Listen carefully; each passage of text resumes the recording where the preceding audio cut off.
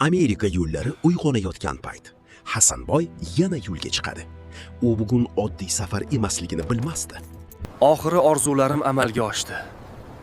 Endi mazza qilib trak haydayman.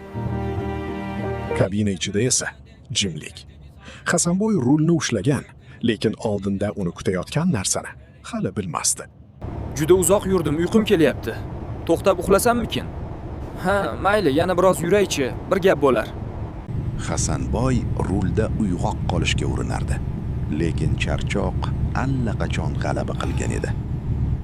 Uxlamasliging kerak. Hasanboy ozgina qoldi. 1 soatda manzilga yetib olasan-chi-da. Bir lahza ko'zlar yumildi va Hasanboyning Amerikadagi birinchi muammosi boshlandi. Endi nima qilaman? Onamga qanday aytaman? Shuncha pulni qayerdan olaman?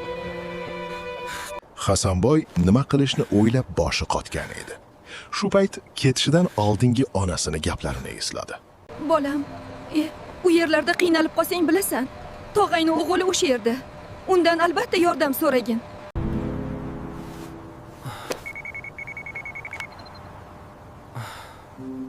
Assalomu alaykum.